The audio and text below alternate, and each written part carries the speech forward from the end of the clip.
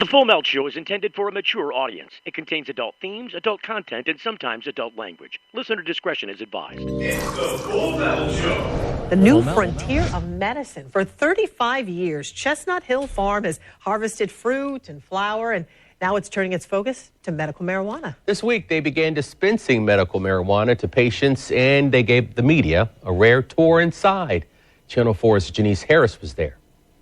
These plants are starting to flower. This is a rare look inside a medicinal marijuana dispensary housed in Alachua County. The cannabinoids, the potency, there are 80 other cannabinoids. From harvesting cannabis and extracting cannabis oil to quality control and bottling, the entire 4-month process for each plant happens here. Robert Wallace, the president of CHT Medical, believes this is the future of medicine. I got very interested in the medical side of it and the number of ways that the number of different illnesses that could be treated with cannabis. This dispensary was built in the last year, and it's only been open for about 1 week. But their hope is that they can be one of the dispensaries that helps many people with various medical illnesses. Though medicinal cannabis is legal in Florida, there is still opposition. Jacksonville Beach, Neptune Beach, and Orange Park are just a few of the local cities that are considering a moratorium on dispensaries. Think back to when seatbelts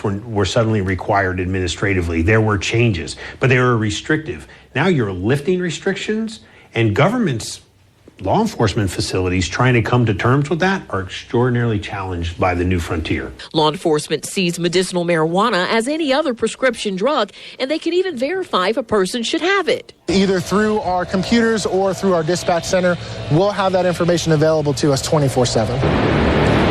Back at this dispensary, Wallace, who is not only the president of the company but also a cancer survivor, hopes this new way of medicine will make life better for patients who need help. I've heard story after story after story about people that have been positively affected by using cannabis. Janice Harris, Channel 4, the local station. Are you high? What are you talking about? It's the Full Melt Show, a marijuana discussion about news, culture, and entertainment. TheFullMelt.com. It's your backyard. It's celebrity interviews, talks with politicos. Plus, your calls are on the air. Download the Full Melt app, free at the Apple and Android app stores. With your host, Steve Green, the Full Melt Show. Hey, welcome to the Full Melt Show. Back on for Thursday. Trying to choke down the chunks as I'm watching earlier. Probably still going on behind me. The Trump inauguration concert. It seems like it was on most of the channels that I was clicking through. It's not even the actual inauguration. It was just the concert.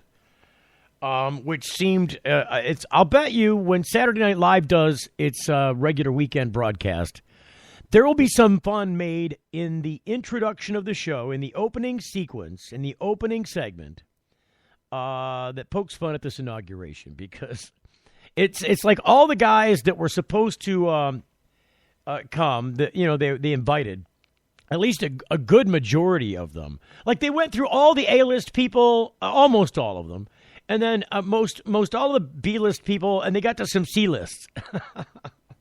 And then they had to fill with, Marine Corps band and stuff like that. Pomp and circumstance. It seemed a bit of a farce. I don't know. I'm probably tainted. I'm definitely tainted. I am definitely one of those guys that's like,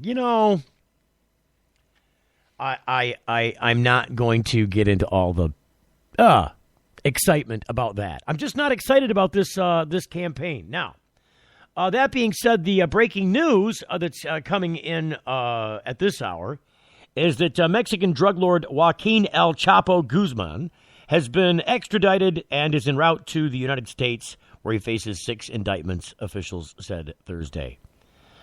They had planned, according to this story from CNN, to turn Guzman, head of the Sinaloa cartel, over before Friday's inauguration of President-elect Donald Trump. A U.S. official told CNN's Evan Perez. A court in Mexico City on Thursday denied Guzman's appeal of the extradition. So it seems like there was some political play involved on, do we turn Guzman over before or after the new president takes office? I mean, like, this has any bearing at all on what's going on. I mean, this is, so now you've got people like Trump taking credit for jobs being, either created or kept here by U.S. companies that had made these plans long before the presidential election probably even started. I mean, at least while the campaign was going on, some of these moves were already being made before there was any indication of where there was a front runner.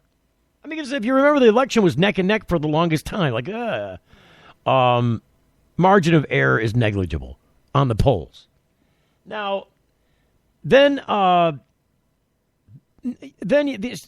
gets on TV and starts claiming after the results come in and he's the president-elect, starts claiming credit for some of these jobs being created. And I'm just saying that this is much like Reagan. When Reagan came into office, there was this whole international thing. It was a big story. Nothing like this, Sinaloa cartel thing. This is a little story now.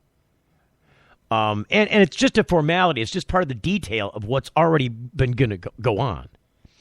But what upsets me, I think, or what bothers me and kind of gives me a picture of what's, to look forward to in the future from this president, is that, I could see him trying to take credit if they waited until after the inauguration for getting Guzman extradited from his Mexican wherever. I could just see this going on because he's already taken credit for these jobs. He hasn't even formulated any policy or cabinet yet, and he's already taken credit for, thanks a lot. I was working hard with these guys. We've never talked to the guy. So it's a little bit frustrating. But the U.S. Justice Department confirmed the announcement from Mexico's foreign ministry, said the details regarding the time and place of Guzman's initial appearance are forthcoming. I can expect that there will probably be a lot of TV cameras on whatever courthouse he goes into. Guzman and other cartel leaders were indicted in 2009 in U.S. District Court in Brooklyn, New York, on charges of conspiring to import more than 264,000 pounds of cocaine into the United States between 1990 and 2005. The alleged traffickers are accused of sharing drug transportation routes and obtaining their drugs from various Colombian drug organizations. He also faces charges in Arizona, California, Texas, Illinois, New York, Florida, and New Hampshire, probably because those are the only guys that were willing to file charges against him in their state. The other states didn't have the resources necessary to connect back the drug sales in their local areas to the cartel, and then want to marshal the resources necessary to go ahead and prosecute him on a state level. I mean, could you imagine trying to extradite somebody from another country to your state after he got done with the federal charges?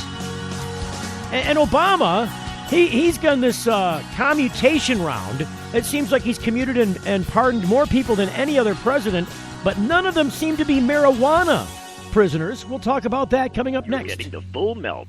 Your pets aren't just animals, they're members of your family. That's why we are excitedly wagging our tail about our hemp-based product that caters specifically to your best friend. Hemp oil drops are great for aging as well as active dogs and cats, and really all kinds of pets. Hemp well drops are made from virgin, cold-pressed organic hemp oil. Our extraction process ensures the highest quality oil for your pet, with superior taste, smell, and nutrition. We hold ourselves to the highest standards, never using heat, chemicals, or preservatives in making our hemp oil products for pets.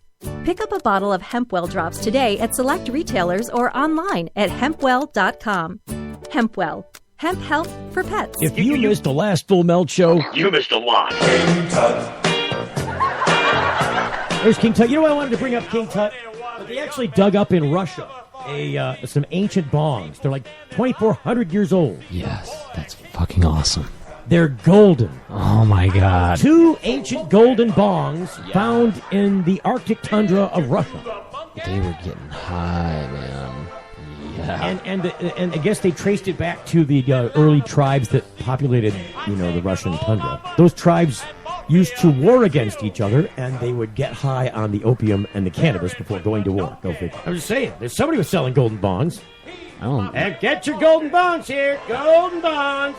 It had to be really hard back in those days to come up with gold, except for maybe Colombian gold. Oh, my God. Hey, the trade winds are blowing smoke in your face. Imagine a world where patients can use marijuana like any other medicine. The Marijuana Patients Organization challenges the status quo by helping our neighbors to enjoy a better quality of life. Visit the MPO at marijuanapatients.org and enjoy informative articles, engaging debates, and information about treatments, doctors, and dispensaries in your area. Over 50,000 people have registered at marijuanapatients.org since 2010. Join us at the Marijuana Patients Organization today, marijuanapatients.org. When you need legal help, you don't want to guess at who's standing next to you in court. And when it comes to a medical marijuana defense, it's even smarter to partner with a lawyer before you need one. Based in Royal Oak, David Rudoy has a proven history of not being afraid to take your case all the way to the Supreme Court and win. Find the law offices of Rudoy Law at RudoyLaw.com. RudoyLaw.com is a quick reference on your rights concerning Michigan medical marijuana and up-to-date news. That's RUDOI Law.com. Call 248-935-9074 now and talk about your legal needs, because at RudoyLaw.com, we don't just stand up for you, we stand up with you. Wish your skin could bounce back like it used to? Neutrogena Hydro Boost Water Gel instantly quenches skin to keep it supple and hydrated day after day. With hydrating hyaluronic acid, which retains up to 1,000 times its weight in water. This refreshing water gel plumps skin cells with intense hydration and locks it in. For supple, hydrated skin that bounces back. Hydro Boost from Neutrogena. See what's possible. It's the Full Melt Radio Show. Hey, welcome back to the show. If you want to call in and be a part of what's going on, 248-278-8067 is the number. I think we got it hooked up now so that our YouTube live feed shows up on the Facebook page. It used to be just a Spreaker feed, but now we got YouTube too. So I wanted to talk about what's going on with this Obama prison commutations thing. Because I think that it's a great thing. I think that it's the war on drugs obviously have declared a failure a long time ago, along with many other Americans.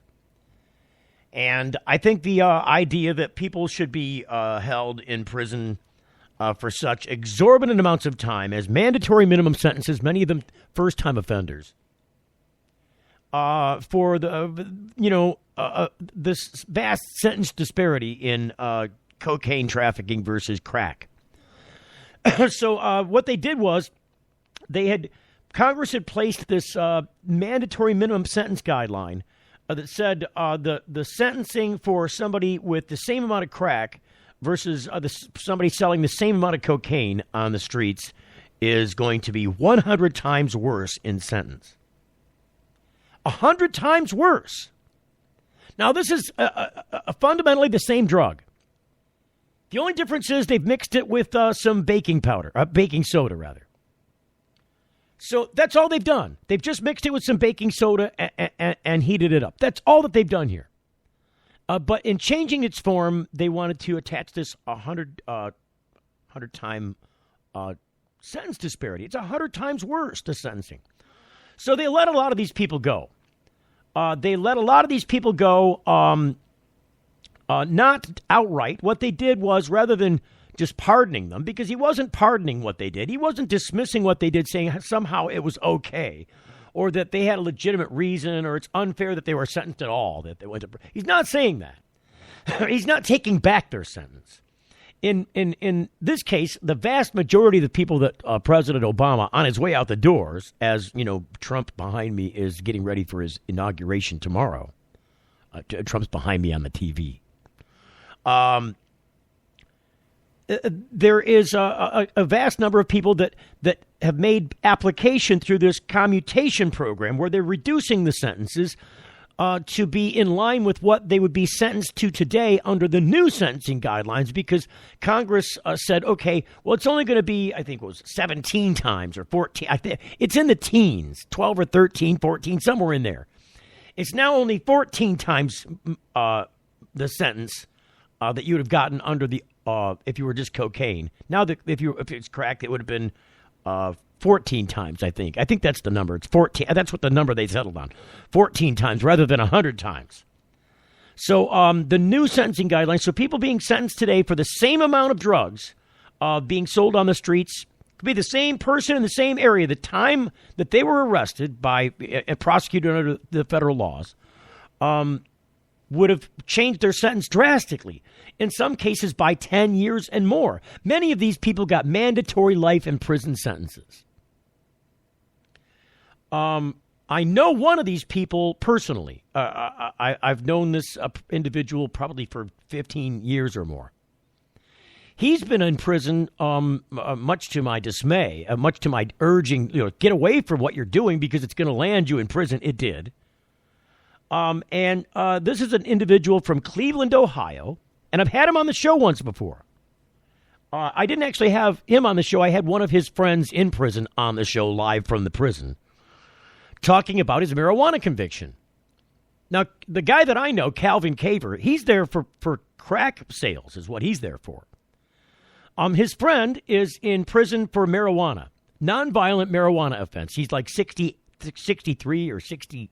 He's approaching 70 years old. And he's been there for a huge amount of time. I forget what it is now.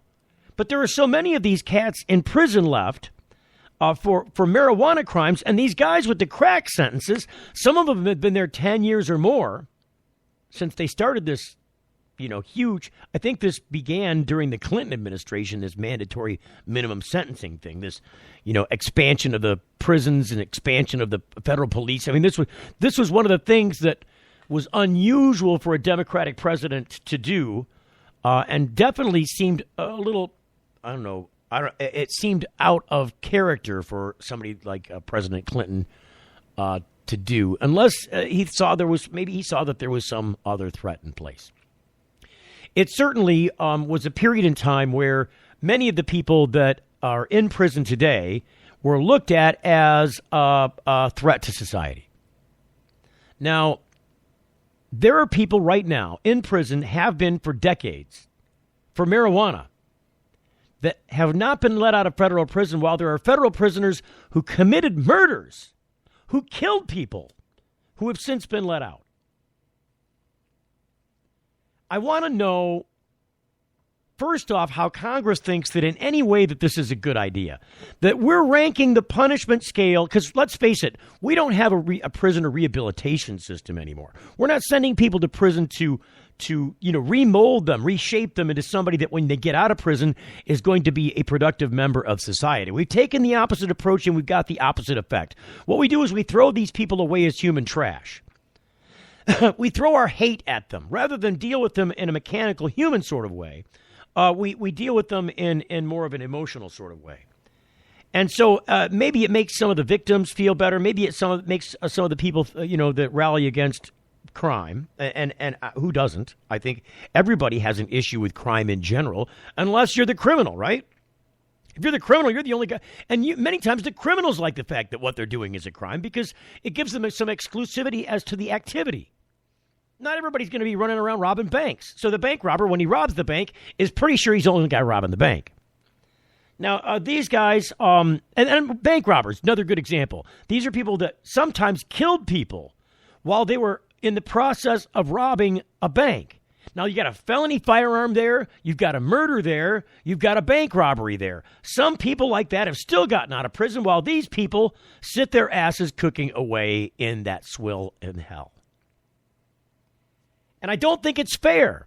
I don't think it's fair. And I like I said, I started to say, I think it would be most appropriate for Congress to, first of all, come together and say, you know what? Congress isn't an individual. You talked about Congress as a noun, right? It's this thing. But it's not. It's a constantly evolving, changing body. Its temperament and mood swings with every election. The people that make up the body of Congress are always ever changing. And so what Congress may have done, even yesterday, is going to be different than what they might do today. How they feel about something at one point might be very emotional, And there's supposed to be, checks and balances to keep crazy laws from being made out of knee-jerk reaction to public response about an issue. Well, we've got the Senate. It's supposed to be very temperate. It's supposed to be very thoughtful, very measured, compared to the much more boisterous and eruptive House. I mean, these are the checks and balances our founders put into place. And so when you've got Congress making rules about mandatory minimums that seem really out of character with even humanity, putting pressure on many times a specific group in the population based on the laws associated with the crime committed. So in the instance of crack cocaine, and this happened through the Clinton administration, late in the Clinton administration, and certainly through the Bush administration before that, was a big problem on the streets. But it was viewed as a drug of color. It was viewed as people didn't view white people as being crack dealers. They viewed them as black people being crack dealers, as people of color in general being crack dealers, moreover black people. And I think that the disparage in sentencing between cocaine and crack at that time was really a racist incentive put in place by a very, very racially sensitive Congress, or racially insensitive Congress. I don't know which one to think about it as. I think they've been insensitive in their activity, but I think they're sensitive to racial issues, or they wouldn't have done this in the first place if crack cocaine wasn't viewed as a black drug. It is really not. Not in any way. Maybe there are a larger number of people of color that have been resorting to cocaine sales or other illicit drug sales out of need because it's the only job they can find in this country. Maybe because they're on a lower socioeconomic scale than many of their white neighbors. I'm just posing a perhaps. But it certainly is and seems to be a racially motivated thing. And they did this with marijuana, too. I mean, the whole idea of prohibiting marijuana was really rooted in racism. And so Congress went back and fixed this. Being this ever-moving, changing body, they went back and fixed it. And Obama's saying, look, because they never said, look, we're going to readjust these. We're going to make this retroactive and readjust everybody's sentences along the way. You can apply if you've been in prison for 10 years or longer on your sentence. If your sentence is, or your crime is not direct connected to guns or violence, is not connected to gangs, then you're eligible to apply for a sentence reduction via the commutation program.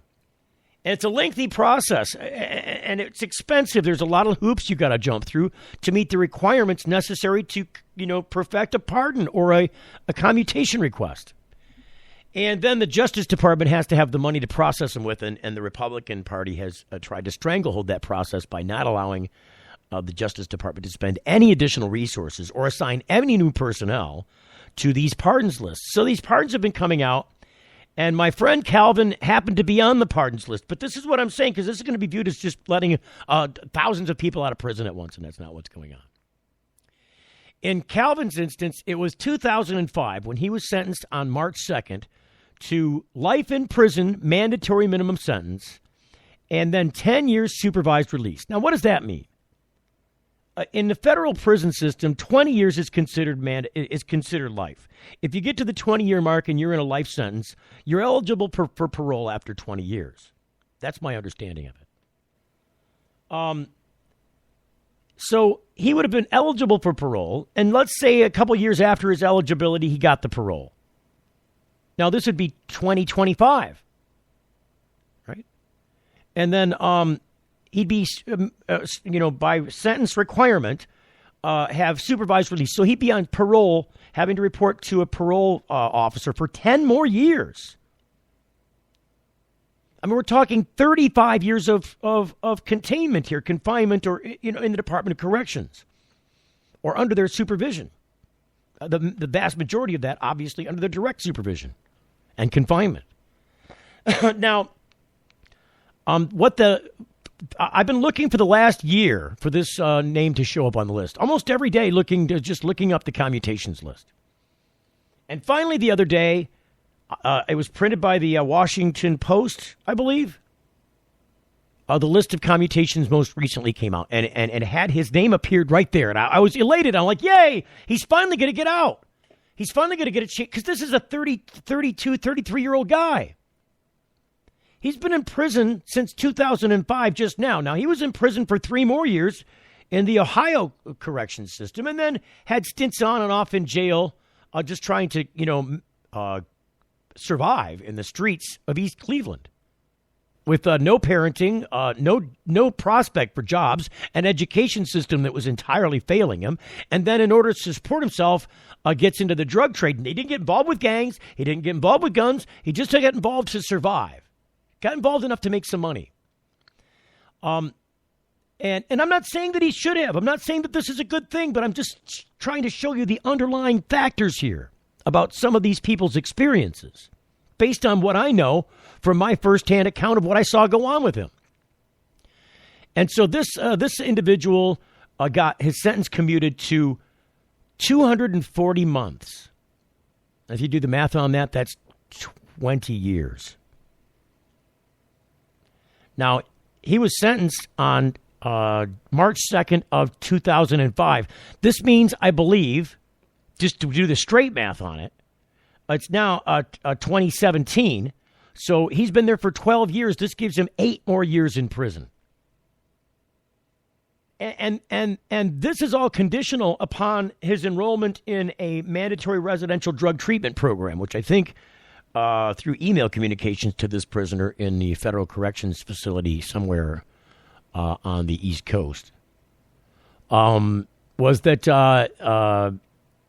the 9-month program is a program that you do in prison, and then when you get out of prison, you're out of prison, but it takes a year off your sentence. That's his understanding of it.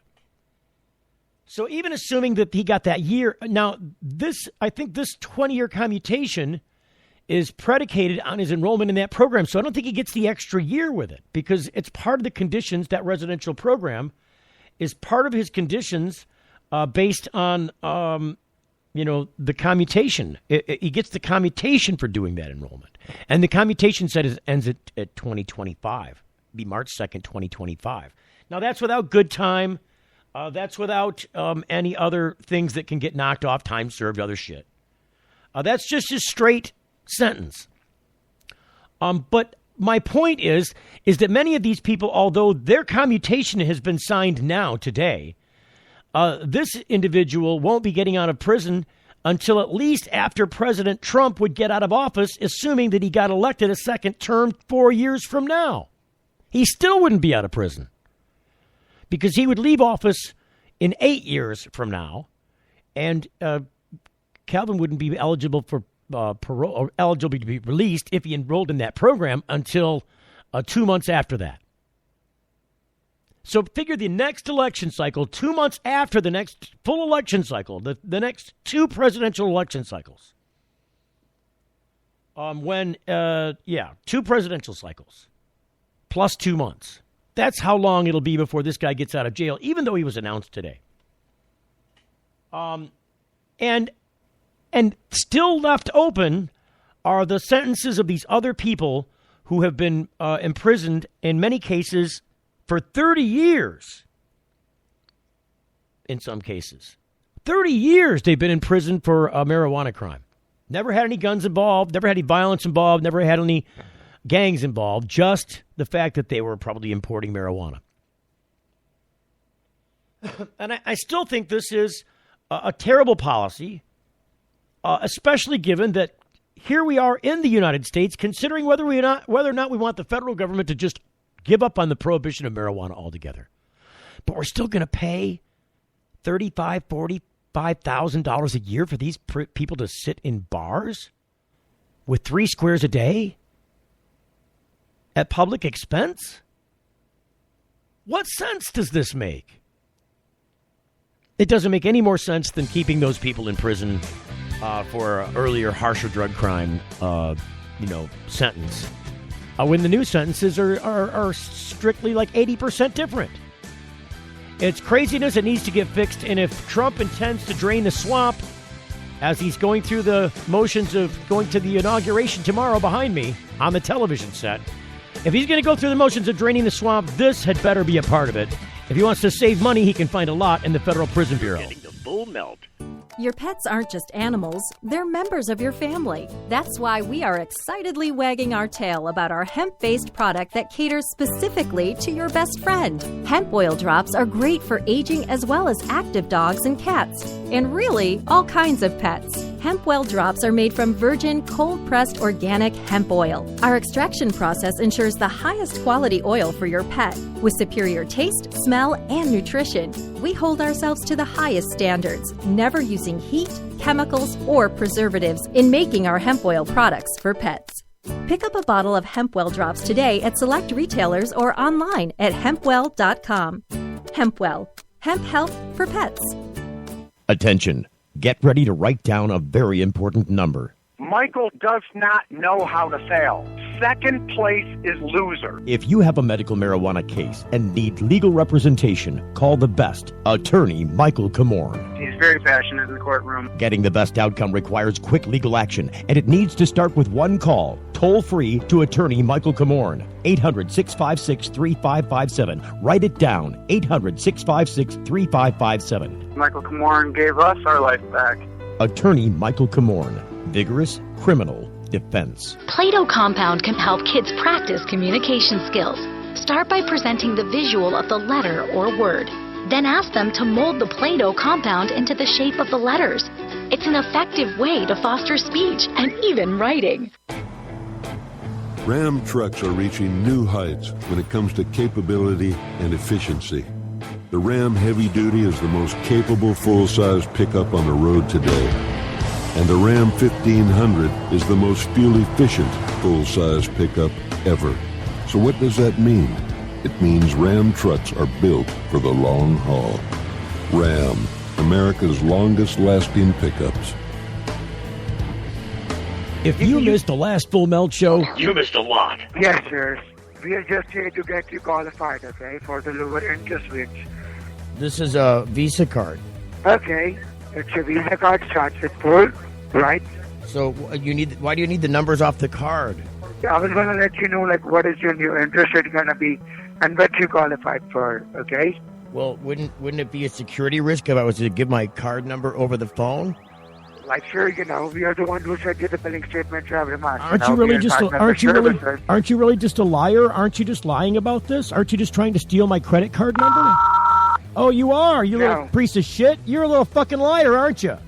You're a little foreign piece of shit, aren't you? You're a little foreign fucking puke, aren't you? That's what you are. You fucking piece of shit. Oh no! You get to suck my fucking. You get to suck my fucking American dick, you foreign piece of fucking shit. There you go. That's how you do that. Full Melt. RootMetrics, in the nation's largest independent study, tested wireless performance across the country. Verizon won big with 153 state wins. AT&T got 38, Sprint got 2, and T-Mobile got 0. Verizon also won first in the U.S. for data, call, speed, and reliability. AT&T got text. Stuck on an average network? Join Verizon, and we'll cover your cost to switch. It's the Full Melt radio show. Or you can hear us Monday through Friday from 7 until 8 p.m. Eastern Time. I met up with an acrobat in Brooklyn. I'm Steve Green, and we're here. You can find us on iTunes. Got an iTunes RSS feed. Subscribe to us right there. End up right there in your iTunes folder. We're on every day, Monday through Friday, and you can also find us on Spreaker and Stitcher and many other platforms as we're syndicated across the country. Now, I wanted to kind of touch base about what's going on in Florida because I think the situation in Florida is unique in many ways on the medical front for marijuana. They finally got a broader version of medical marijuana done, but still there's this other program that lawmakers put into place some 2 years ago. A couple years ago, they said, okay, we're going to do medical marijuana, but we're only going to allow the concentrates, and it's only going to be the oil, like the Charlotte's Web kind of oil. And, there's going to be an application process, but they had it limited in many different ways. And I think the method that they're doing it in Florida contrasts in vast and various ways from the rest of the country. Number one, some of these growers seem like they may, and I might be mistaken about this, but these are greenhouses. These are traditional nurseries that are doing this. So they're doing this in greenhouses, which is an outdoor way of farming where you can produce this product at a much lower cost. Now, Florida is, the Sunshine State. Is it California? I don't know. I think Florida's the Sunshine State. Florida. God knows my white little body, because I'm as white as the underside of a fish, is instantly burned the moment I enter Florida. I'm like Dracula opening up the daylight door. So in Florida, you've got this brilliant sunshine. And it's really a perfect place to grow cannabis, except for the humidity. It's very humid outdoors in Florida. So you almost have to, if you're going to do this outdoors in Florida, you'd almost have to prevent a lot of mold and other issues. Root rot, a lot of other things happen when you jack up the humidity around cannabis. It's susceptible to many diseases then. You'd almost have to do this in a greenhouse environment where you can control the air temperature and humidity. Because if you can't keep that temperature and humidity, at the right place. Bob Turner says he thinks he's the only one watching. That's okay, Bob. Don't worry about who's watching, Bob. There are many times a lot of other people watching, Bob. And you're only watching one of many feeds. So I wouldn't be too concerned about the number of people watching, Bob Turner. Bob is an old associate of mine from corporate radio. So the idea here, and he's throwing me off my path now, look at that. The idea here that in Florida, people are growing cannabis indoors versus out, or outdoors versus in, gives them an opportunity to grow this at a lower cost. Now, there's one different way. The other different way is that they only opened up this marketplace to existing people who are in the marketplace with large greenhouse operations or large nursery operations for decades. I think 30 years was the cutoff when they started this. So the number of people there, Bob says sorry. It's okay, Bob. We love you. Don't get us wrong. I'm just saying that there's a lot of other people watching or listening. And honestly, being that you're from the corporate radio world, the number of people that are tuning in live in this instance are minuscule next to the number of people that watch this after we're off the air.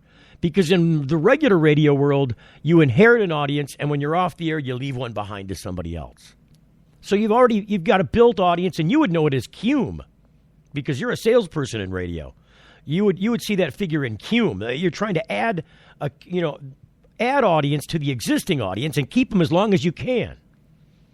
That would be your goal as a show host. Now, when we're just doing the streaming thing, he says there's a few more now. When you're just doing the streaming thing, you're not on the air. You don't have an audience to inherit. There's nobody listening. It's like being off the air. See, dead air or being off the air, your transmitter being off in the regular radio world gives you a real problem. Because when you turn that transmitter on and you start playing commercials, there's literally nobody listening because it was static a few minutes ago. And that's what we've got if you're just live streaming on the internet. You've only got the people who figure out you're on right now for an hour. You've only built an audience for an hour. And even in the world of regular radio, that's not long enough to necessarily sustain advertising in your world. I'm handsome. You can't even see me. I'm ugly as I'm ugly as a goat. I'm like the troll under the bridge. He says I'm handsome. Well, I feel good about that, Bob Turner. That's awesome.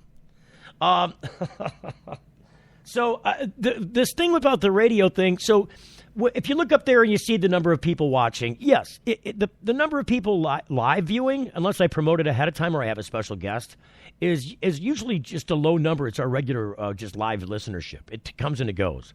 But the people who generally listen to the show, which are in the hundreds every day immediately, like, the next day, a couple days later, there are several hundred for each show that tune in later and watch the show later. And so that's where our audience really... And so it makes live radio a really difficult thing. It makes if you're looking for interactive live radio, it definitely causes a problem. Yeah, because you can see we've got these buttons here.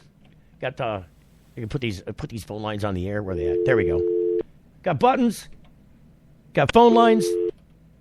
But there's a relatively low live audience, so it's difficult to get them to call and interact if not that many people are listening. But while it's live, they come back and listen later, and I wish I could incorporate that feature a little bit better because it definitely makes the programming better. But there's this fundamental hurdle we've got to overcome, and it's either in positioning the show in a different way or in linking up with other people. In the broadcast world, it's definitely something that people like me look to overcome. Because there are a lot of people that are on the regular radio that have their own broadcast stuff when they go home that don't do it because they can't find a viable way to make it happen. It's very difficult to do that. And, we're working in that direction. So there you go, Bob Turner. It's good to hear from you again. Now, back to this business about Florida and the differences here, because I think it's kind of important to look at what's going on there. There are these people that are just opening up dispensaries there in Florida who are trying to get, trying to get a name for themselves. They built this dispensary a year ago. And in Florida, the guys that are growing are the same guys dispensing. The piece that we had at the front of the program there was touring a Florida dispensary, which happens to be a greenhouse and a medical operation where they're in the white suits, just like you'd see in a pharmaceutical manufacturing warehouse, where they're making these drugs with all the medical gear and everything sterile, and there's a protocol in place. So these guys are growing it in the greenhouses. They're wearing all the sterile environment stuff, and they're doing all this scientific stuff with beakers, and they're selling this stuff in bottles, and they're pharmaceuticalizing this drug. And this is very different than they're doing in other places. There are a few other CBD only states, not many. But this was the first step Florida was willing to take, and it was in the face of a lot of other. I want to call it tribulation, a lot of other turbulence, political turbulence about this subject at the time. So since then, another medical marijuana law has been advanced, and I think a modification of the existing marijuana law has taken place by legislation. The hoopla now, the reason that this story is coming to front now is that dispensary the dispensary front, the storefront, that this nursery, this growing operation that used to grow fruits and flowers of a different sort, has got a license from the department in Florida necessary to do this licensing, and is growing these plants and then reducing them to extract form, in tincture form, in oil form, and standardizing dosing and then making it available to patients. Most of them, the people with the intractable epilepsy issues. Now, I don't know myself. It doesn't seem to me that the amount of money that these people had to spend to get these things to market would be in line with, number one, a product that's going to be very affordable to many. As much as they need that medication, I don't know how affordable it is under those terms. Now, yes, they grew it cheaper because they could do it without all the electricity involved. But there's still the licensing fees. There's still all the sterility environment, all the donning of the apparel and all this disposable gear. There's all the scientific equipment that needs to be maintained and purchased and used. And all the employees that are necessary to make that happen. And if you're just selling this one very specific thing to a marketplace, if this was any other thing, many manufacturers would have turned this away, would have gone running for the hills as soon as you released that application, because there's so much of an overhead involved, and it's such a very specific, very limited marketplace. So I want to know how many people are going into this store, which just opened this week. After 2 years of this, it's finally coming to market. The process from, to manufacture this oil is a 4-month process for each plant. I want to know how many people are coming into this dispensary and are able to kick up enough bucks to pay for this medication for their child, usually their child, and still make this a viable business opportunity because there's no flour, there's no other forms of this available to the, I don't think they do edibles there. I think this is just extract. Now, maybe you can buy the extract and put it in food. But this started out as basically just the Charlotte's Web oil. And up until now, and it seems like the Stanley brothers I should get a hold of Josh Stanley because I've had him on the show before. Josh Stanley and his family are responsible for proliferating Charlotte's Web. And I should get them back on the show to at least one of the Stanley brothers, or maybe a few of them, on to talk about their participation in that Florida market because they're the ones that up until now have been making cannabis oil available to Florida patients absent Florida's ability to produce it on its own. And they would be a little more because they're directly involved with the legislature and the committees and, as a nonprofit down there trying to get this done. And they may have had to form a state nonprofit because they're from Denver. They may not be from Denver. They're from Colorado. In fact, I know they're not from Denver. Just from my own history with them. But Florida is one of these states that's very different right now. Now, from a legal standpoint and from a peninsular standpoint, Florida replicates Michigan almost exactly.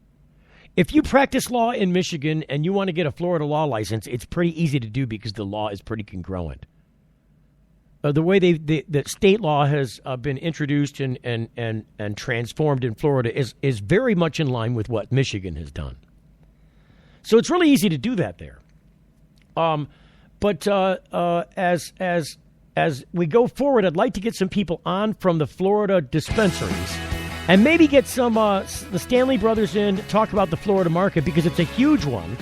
And then as we're going forward, Pennsylvania's coming online. Unlimited grow licenses there. Unlimited. It's going to cost you a big bundle. New York's doing a similar thing, but see, New York's got a much bigger pie to work with the largest city in the nation. We'll be back with more on the Full Melt Show, wrapping up week news and the Trump thing coming up next. You're getting the Full Melt. If you missed the last Full Melt Show, you missed a lot. In Sanilac County, the police took plants that just got cut down, took the big stalks, went and laid them out, dried them out, and then trimmed up the marijuana and put it into jars and used that against somebody in the court of law. So it's like, we're paying police officers to trim marijuana now. For their pretend caregivers. They got on their little maid's outfits and they got their little gloves on and their little scissors and they're all happy playing with the weed. The Full Melt Show is live 7 to 8 Eastern on thefullmelt.com. Full Melt. Promotional consideration provided by NoSmell.com, pioneering the storage market for cannabis users. The No Smell patented bag technology offers users 100% smell-proof detection from even the most sophisticated of noses. NoSmell.com, so nobody knows. When placing your order for a No Smell bag, make sure to use discount code FULLMELT and take 10% off the entire order. Learn more about No Smell technology at NoSmell.com. Don't stop chasing wonder while the day brings up. Here comes the sunrise and we'll see the sunset. Coasting by the ocean with some music, turn it up. We got the whole night, 360 days of this. All I'm talking wide, the memories will make you right. That always make you smile. Happiness is calling at sandiego.org. When you need legal help, you don't want to guess at who's standing next to you in court. And when it comes to a medical marijuana defense, it's even smarter to partner with a lawyer before you need one. Based in Royal Oak, David Rudoy has a proven history of not being afraid to take your case all the way to the Supreme Court and win. Find the law offices of Rudoy Law at RudoyLaw.com. RudoyLaw.com is a quick reference on your rights concerning Michigan medical marijuana and up-to-date news. That's RUDOI Law.com. Call 248-935-9074 now and talk about your legal needs, because at RudoyLaw.com, we don't just stand up for you, we stand up with you. My moderate to severe chronic plaque psoriasis made a simple trip to the grocery store anything but simple. So I had an important conversation with my dermatologist about Humira. He explained that Humira works inside my body to target and help block a specific source of inflammation that contributes to my symptoms. In clinical trials, most adults taking Humira were clear or almost clear, and many saw 75% and even 90% clearance in just 4 months.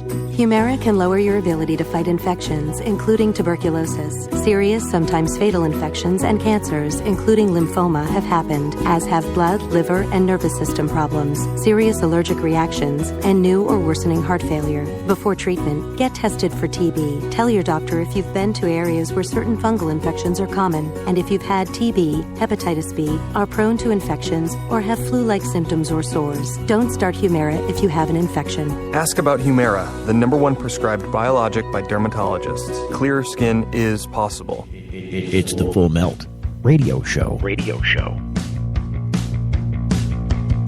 All right, so as we press on, trying to see what's going to happen tomorrow. Is the world going to end tomorrow? I don't think so. Will it end 2 weeks after that? Maybe not. I never want to. I'll tell you what is going to happen, though. It's legit, reports NBC News. Legal weed advocates roll 4,200 joints to protest Trump at inauguration. So they're going to be out there smoking the reefer, protesting Donald Trump at his inauguration, along with 40-plus Democrats who aren't coming either, and a whole bunch of musical acts who said no as well. Thanks, we'll pass. And what's funny is the D.C. mayor here has said, you know, we got bigger fish to fry than trying to arrest a bunch of protesting pot people at the Trump inauguration. And let's face it, there's reason to protest. I mean, the very same people here in Michigan that drug their feet about marijuana in a medical sense. Oh, you know, you're going to endanger the kids, and what about the children and the mothers, and oh my God, see no evil, hear no evil, speak no evil. You marijuana freaks. I don't care if you're sick and elderly or have pain and can't deal with life because there's nothing out there that will help you. Or if you're forced to be addicted to opiates and become a heroin addict because you got to get sucked down that hole because it's the only thing doctors will give you to moderate your pain. And then you got, you know, immune to them, and then you wanted more, and then you ended up having to resort to things that weren't legal. This is much of what we have for a drug policy in this country. It's creating more havoc than the initial issue complained of in the first place. I think drugs are a solving problem. If you're going to do drugs of any form, of any sort, and you let them consume you, you let them do you instead of you doing them, you're going to have a big problem. And I think it's one that's self-fulfilling in prophecy. You either get a hold of that issue if it's a problem for you, or it's going to kill you. End of story. But what we learned from prohibition of alcohol back in the day was that prohibiting the alcohol caused a worse societal condition than the things they were complaining about its mass availability in the first place. So the policy, in other words, the medicine, the cure for the cancer was worse than the cancer itself. Yet we've proliferated this policy in another form, in another place, to the march and tune of much racism and a lot of big business. We've imprisoned Americans at our own cost, knowing that this was a policy that wasn't going to work because it was put up under false pretenses. This was always a public safety issue for politicians and law enforcement. That's not what the policy issue was. This was a policy issue of a way of oppressing a political element that many people saw as threatening in this country. A way to proliferate racism. Because drug enforcement is done to people of color at a ratio that is not in line with the drug use and the drug sales. In other words, an overwhelming number of people of color go to prison and are prosecuted through the system, and their lives are destroyed. They're made felons, and you can't get a job after that. Aren't we really, with this policy, dictating what our future is going to be? When you lock up a huge number in our society. We've got 2 million federal prisoners in our country. I mean, it's crazy. just on the federal level alone. We have more prisoners in our country than does Russia or China. Even when Russia was the vast Soviet Union, we still have more prisoners. We lock up more of our people for a longer time, and we do it in a way that creates people that are monstrous when they come back out, because we haven't taught them any social skills. We haven't put them in situations or in places that are going to give them conditional experiences, that are going to moderate their behavior. Anybody in psychology would be able to tell you this. Instead, we've put them in a place where you want to punish them. I'm not saying you shouldn't punish. I'm saying if you're going to hand out punishment and you're going to expect that at the end of handing out that punishment, you haven't created a monster, you're crazy. And that's exactly what we're doing. And then in this society, once you've paid your debt to society, once you've gone to jail and done your stint, whatever it was that you did, once you've paid that debt to society, you're supposed to go on about roaming society as if this didn't happen, but you've got a clean slate now. You've paid your debt. You don't keep owing the mortgage company after you've paid the last mortgage payment. It's not a debt in perpetuity. But they've changed it to this through felonization and mandatory reporting on we can fire you if you lied about being a felon, and we can find out if you've ever been a felon. So we're going to not hire any felons because, you're a security risk. We're going to make it so that we're not going to hire people here. We're going to make it so that civilly it's okay to continue to punish you. And it's antithetical to not only humanity, but to society's good nature in general. Because then you created people who are then dependent upon government or illicit trade to continue on living. You haven't given them any new skills. You haven't given them any new abilities. You've only given them the same dismal thing to go back out on the streets to when they went in. Now they're under the watchful eye of somebody who wants to bust them at the moment that they're found in those conditions and put them back in prison at public expense. And so I think it's crazy, and I think we need to completely redo our criminal justice system, and I think a lot of people are starting to get on that bandwagon. Because if you expect that we're going to have a good, positive society populated with people who are, participating in families that are fathers that are present in homes, that are generating kids that have oversight and parental respect, they're creating children that aren't just roaming the streets because it's all that mom can manage to let happen while she's working her job at the local McDonald's trying to keep a roof over their heads, or making her way down to the food bank so that she can feed those kids. In this country, it's kind of like the army. You get out of it what you put into it. That's at least the principle. The rewards on the other end many times are not the same. In other words, you can be in a situation in this country where it doesn't matter how much effort you put forward. It doesn't matter how much good faith and work ethic you have. At the end of the day, you're still going to be part of the downtrodden. And criminal justice policy only contributes to that in a major way. It magnifies this issue in society rather than minimalizing it as a safety threat, because the threat gets larger and is perpetual. People go in and out of prison. They get longer sentences. We got to pay for them being there. We've got this huge infrastructure supporting all this prison activity, the feeding, the housing, the uniforming, the construction, the maintenance. It just goes on. $40,000 a year average in this country to house a prisoner for a year. And we got to start measuring that cost if we're going to be mindful of our budget. Trying to trim the fat. If we're going to measure that, we got to measure that cost when we start to say we're going to sentence somebody. So there's got to be a bean counter that says we can't just indiscriminately sentence people and create what is equivalent to a public entitlement.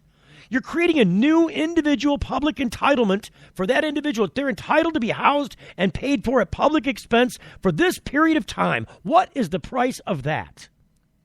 And how much can we spend on that individual during that time, making them a better person, modifying their social behavior based on, new experiences, based on therapy, based on classes, based on the way you treat them while you're in prison, based on rehabilitation rather than punishment or exclusively punishment.